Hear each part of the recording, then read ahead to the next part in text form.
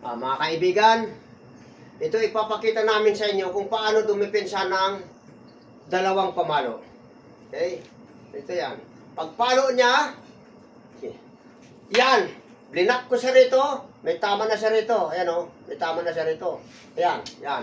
Black! Ulit. May tama siya ulit dito. Ayan o. Ayan o. Yan. Okay? Okay. Pangalawa.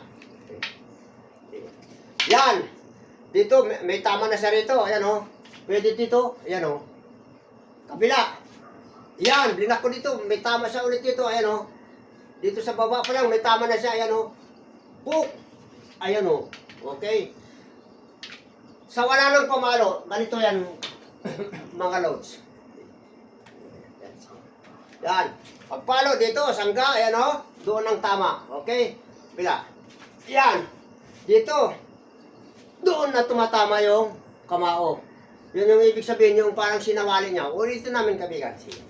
Yan. Yan. Dito siya. Ayan o. Dito, may tama na siya rito. Mata. Okay? Yan. Pinalo ko dito. Dito naman ang tama ngayon. Okay? Maraming salamat. Sana inyong nasundan.